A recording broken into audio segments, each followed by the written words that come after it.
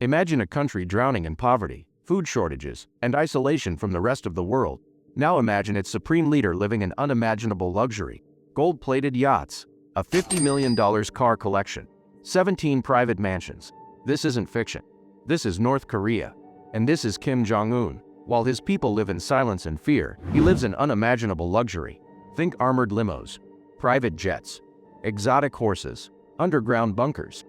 A real-life Bond villain setup.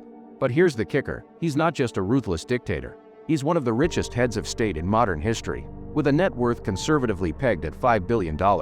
And some insiders claiming it's well into the hundreds of billions. He doesn't just lead a country, he rules like a billionaire king. From his 17 palaces and million-dollar watches to yachts, jets, and underground bunkers fit for a sci-fi movie villain.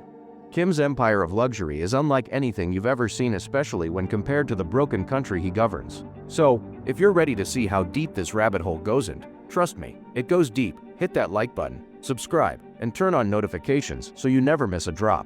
Because what you're about to witness is the kind of rich they don't show on Netflix. Let's start with his real estate empire, because this man doesn't just live like royalty, he owns like a warlord king. Kim Jong Un reportedly has access to at least 17 exclusive, high-security residences scattered across North Korea. Each one is cloaked in secrecy, surrounded by armed guards, and loaded with luxury most billionaires can't even imagine.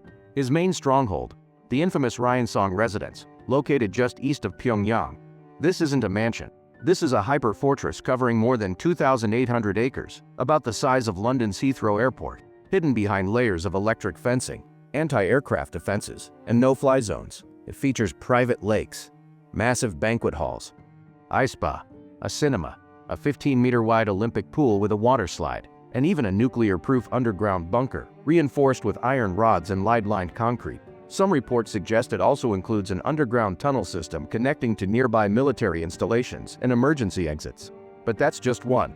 There's also the Kangdong residence, his luxury summer retreat, located roughly 19 miles from central Pyongyang. Think private railway access, lavish gardens, horse stables, and over-the-top entertainment zones, including a bowling alley, a roller skating rink, and multiple guest villas for his inner circle.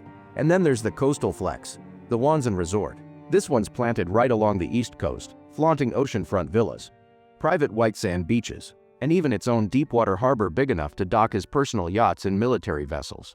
The estate also includes a private airstrip, a sports stadium, and a water park.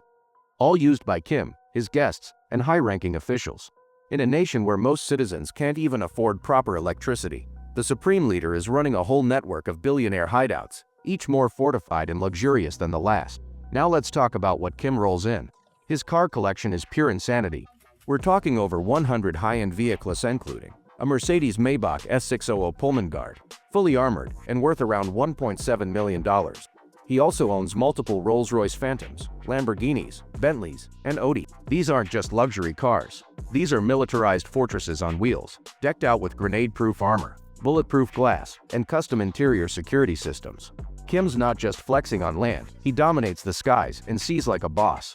He flies private in his own fleet of jets, most notably a Russian-made IL-62M, nicknamed Air Force On. This Cold War-era aircraft has been completely gutted and rebuilt for luxury. Spotted with custom leather sofas, crystal ashtrays, gold-trimmed interiors, and full-scale luxury suites for long-haul travel. The aircraft is also believed to be equipped with advanced communications and jamming systems for evading detection or interception.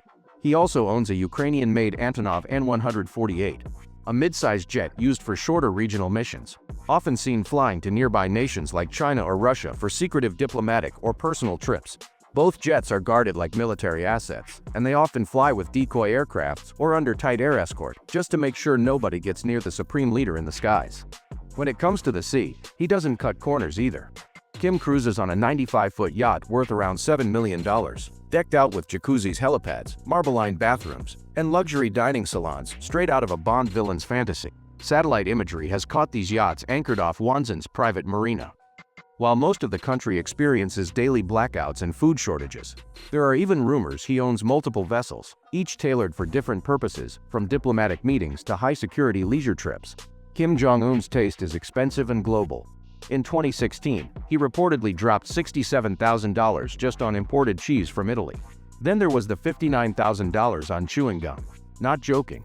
His alcohol stash.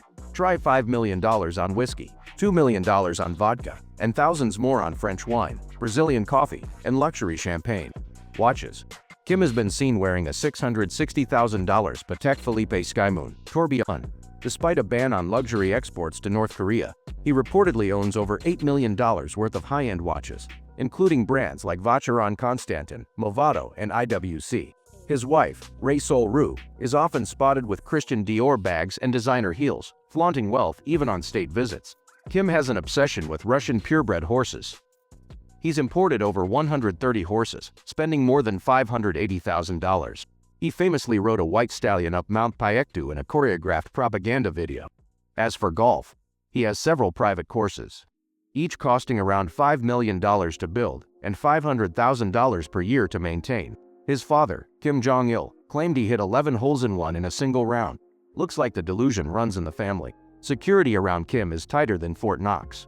His private armored train is dubbed the Moving Fortress, with bulletproof windows, conference rooms, and escape helicopters. When traveling, 3 separate trains are used. One to scout the route, one for Kim himself, and one for security and logistics. His inner circle, protected by 120,000 elite guards. That's over 17 times more personnel than the U.S. Secret Service. Reports suggest Kim is also dabbling in Bitcoin, with estimates placing North Korea's holdings over $5 billion, thanks to cyber attacks and international crypto hacks. It's believed he uses this money to bypass sanctions and fund his private empire. Some even call him the most successful cybercriminal in the world. While Kim enjoys Wagyu steak, yachts, and Dior, over 40% of North Koreans live in poverty. Famine has returned in recent years, with children suffering from malnutrition while the dictator rides stallions through snowy mountains. Internet access is forbidden. Dissent is punished by death. Yet the leader spends millions on alcohol, watches, and war machines. Meanwhile, Kim's regime keeps control through fear, surveillance, and propaganda. It's a dystopia glossed with luxury for one man at the top. But Kim Jong Un isn't just obsessed with flexing power in the present, he's already setting the stage for the next chapter in the dynasty. His daughter, Kim Rue, has made multiple public appearances at high-level military events, standing beside ballistic missiles like she's already inheriting the throne. This is a major break from North Korea's patriarchal tradition, and it's sending shockwaves through international intelligence communities. Some experts believe Kim is grooming her as his heir, positioning her not just as a figurehead, but as the next supreme leader of the Hermit Kingdom. If true, this could mark a historic shift, but it also raises serious questions. Can she hold the same iron grip on power? Will the military elite back her rise or resist it? And more importantly, can North Korea survive another generation of dictatorship in the age of global transparency? The future of this brutal, ultra-wealthy dynasty is shrouded in mystery. But here's the hard truth. As long as Kim Jong Un remains in power, North Korea will continue to be a nation split in two: one side, starving in silence, the other living in palaces with gold ceilings and underground bunkers. Now we want to hear from you. Is Kim Jong Un the world's richest president, or just the ultimate con artist, hiding behind a nation's misery? Drop your thoughts in the comments below. And if you're all about uncovering the real stories behind the world's richest and most powerful people, hit that like button, smash subscribe, and turn on notifications because we've got more heat coming your way. This is just the beginning. Stay sharp, stay curious, stay tuned.